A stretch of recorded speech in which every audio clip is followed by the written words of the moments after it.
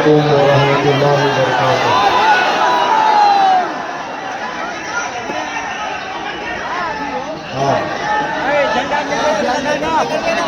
मौजूद हाज़रीन इकराम, बुजुर्गान कौम और मिल्लत, इज़्ज़तदार माँ और बहनों, मेरे गयूर नौजवान साथियों, मैं आप तमाम का दिल की गहराइयों से खैर मुक़द्दम करता हूँ कि आज आप यहाँ पर अपना कीमती वक्त निकाल कर आए और ये सरों का समंदर देखकर मैं ये बात कह सकता हूँ कि इंशाअल्लाह ताला 11 तारीख के दिन बैसी से यहाँ की जनता ने फैसला ले लिया कि सीमांचल के इंसाफ की लड़ाई के लिए, सीमांचल के मान सम्मान के लिए 11 तारीख को बैसी की जनता ने फैसला ले लिया कि एक एक वोट पड़ेगा तो पतंग छाप के नाम पर पड़ेगा। शह नसीम को तशरीफ फरमा तारिक अनवर साहब, जिला सदर एमआईएम, शमशाद मुखिया साहब, जाहिद साहब, अबू जफर प्रमुख साहब,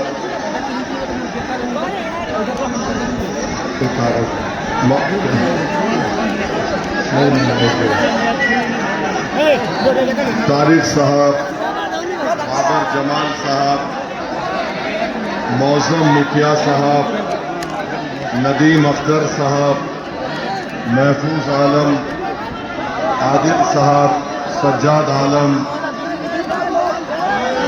जनाब मुख्तार जिला परिषद महासचिव, रागिब आलम, अमीन अख्तर चेयरमैन साहब और हैदराबाद के रुकन असेंबली जनाब मुबीन साहब।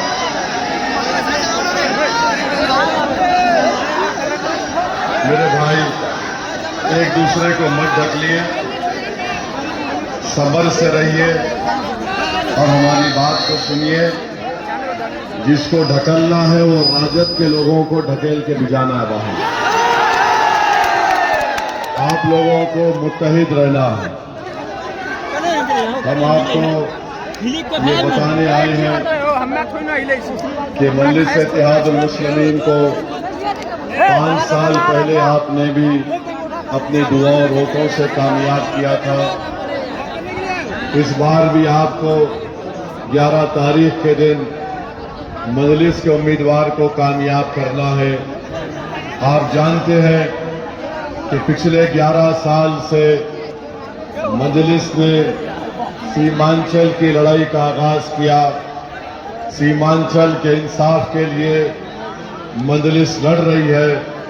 तो हम आपको ये बताने आए हैं कि यहाँ पर हर साल बाढ़ से किसानों के खेत और मकान उजड़ जाते हैं और उसका मुआवजा नहीं मिलता। मैं आपको यकीन दिला रहा हूँ कि गुलाम सरवर साहब की, ये भाई आप लोग हट जाइए वहाँ से, हट जाओ, पूरे हट जाओ, हट जाइए भाई, पूरा हट जाइए, हट जाइए, हट जाइए।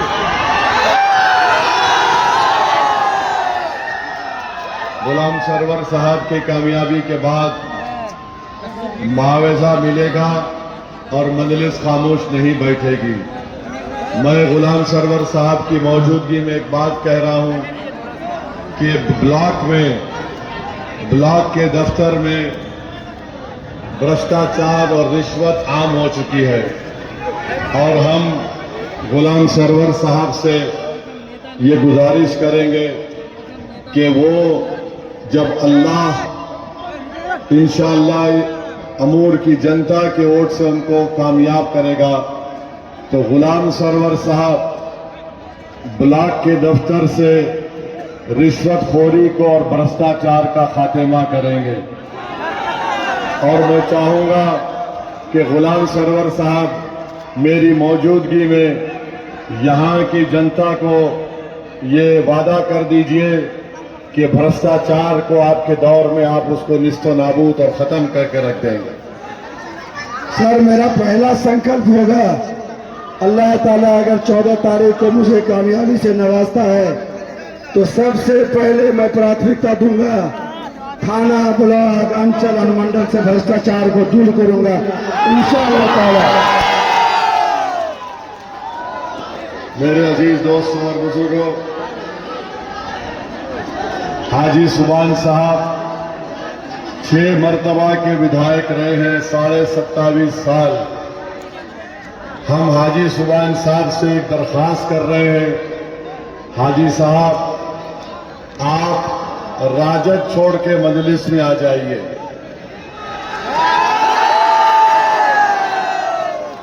ये उम्र आपकी गार्डियन बनने की है, चुनाव लड़ने की उम्र नहीं है हाजी साहब।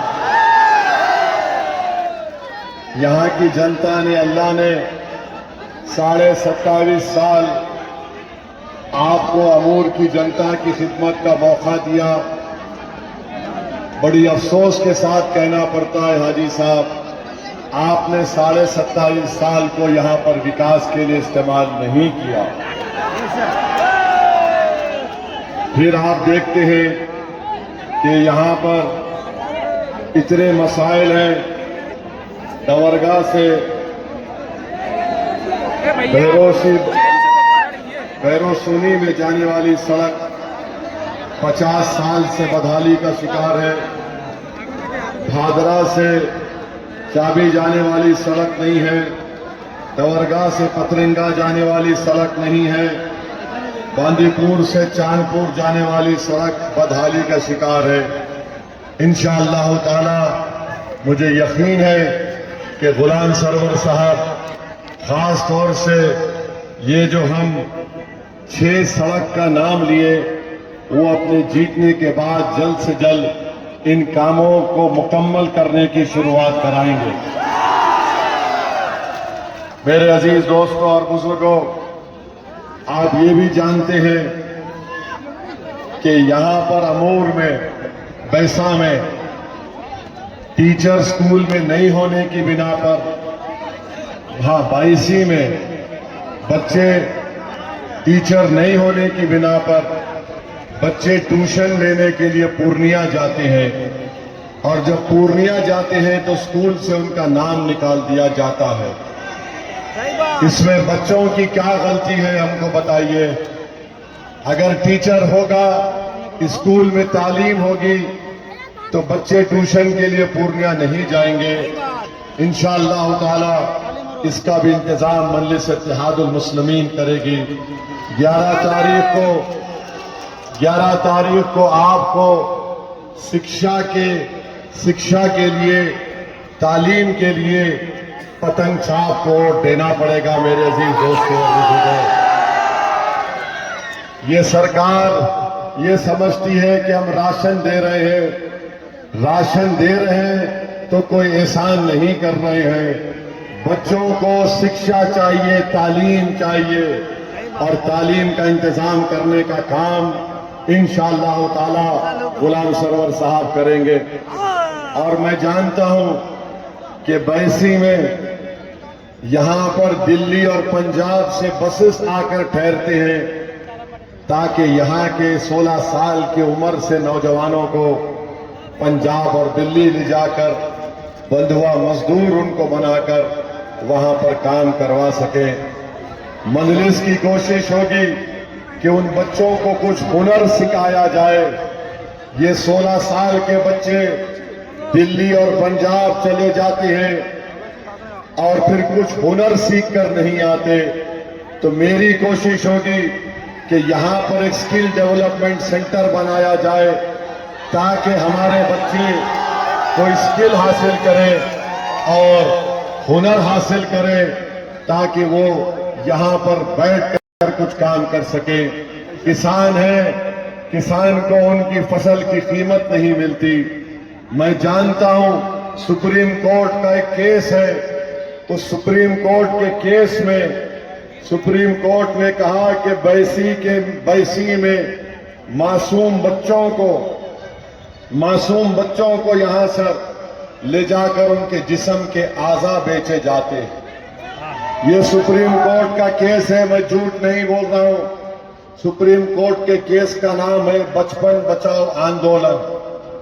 आप जाकर देखो कि बताइए, छोटे बच्चों को यहां से उठाकर उनके जिस्म से उनका गुर्दा, दिल, जिगर निकालकर आंखें निकाली जाती। 27 साल से सुभान साहब आपने क्या किया बताओ मेरे को। सही बात है। हमको गाली देते हैं। ये सुप्रीम कोर्ट का केस, ये सुप्रीम कोर्ट का केस अगर आप पढ़ेंगे तो आपको मेरी बात की सच्चाई का अंदाजा हो जाएगा। मैं आपसे वादा कर रहा हूं कि जब बाढ़ आती है और जमीन, फसल की जमीन बर्बाद हो जाती है, इंशाअल्लाह ताला इसका भी इंतजाम होगा। मैं सीमांचल की जनता को और बैसी की जनता को ये बताने आया हूं, मैं बैसी की जनता को ये बताने आया हूं कि पूरे सीमांचल में सबसे ज्यादा, बल्कि 90% मुस्लिम बच्चे और बच्चियां 12वीं जमात का इम्तिहान मुकम्मल नहीं कर सकती। क्यों नहीं कर सकते? क्योंकि उनके लिए स्कूल का इंतजाम नहीं है। और तेजस्वी आकर ये कहते हैं सरकार बनाओ, मैं हर घर नौकरी दूंगा। मेरे भाई आप बोलिए, सरकार का कानून ये है कि कम से कम 12वीं जमात 12th क्लास पास होना चाहिए। मैं आपसे वादा कर रहा हूं कि मजलिस इत्तेहादुल मुस्लिमीन सीमांचल के बेटियों और बेटों को 12वीं का इम्तिहान भी पास कराने की कोशिश करेगी। और इंशाअल्लाह इस पर हम रुकेंगे नहीं। हमारा ख्वाब है, हमारी कोशिश रहेगी कि हमारे बच्चे साइंटिस्ट बने, ताकि इस जमीन के नीचे जो पानी में यूरेनियम और आर्सेनिक पीने से लोग बीमार पड़ रहे, वो उसका इलाज तलाश कर सके। हमारी कोशिश होगी कि हमारी बेटियां डॉक्टर बने, ताकि हमारी माएं जो कैंसर और टीबी का शिकार हो रहे हैं उनका इलाज हो सके। हमारी कोशिश होगी इंशाअल्लाह कि बैसी और सीमांचल का बेटा इंजीनियर बने, ताकि वह ऐसा पुल बनाए जो मोदी और नीतीश कुमार के पुल की तरह ना बैठ जाए, बल्कि बरसों कायम रहे। हमारे बेटे, हमारे बैसी और सीमांचल का बेटा और बेटी इंजीनियर बने, ताकि ये सैलाब का जो पानी आता है, ये हुकूमत की नाअहली की वजह से आता है। सैलाब के पानी को रोका जा सकता है, पानी को रोक उसका किसी और जगह पर लेकर जा सकता है। सीमांचल का बेटा इंजीनियर बनेगा तो वो इस तकलीफ को दूर करेगा इंशाअल्लाह ताला।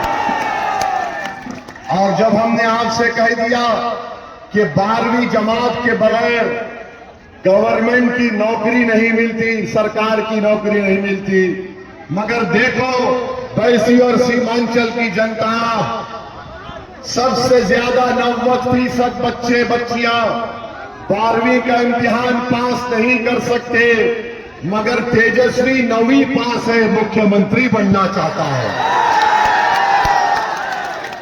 9वीं पास है, मुख्यमंत्री बनना चाहता है। और हमको स्कूल नहीं दिया, 4 साल उप मुख्यमंत्री था, 4 साल। बैसी और सीमांचल की जनता सुन लो,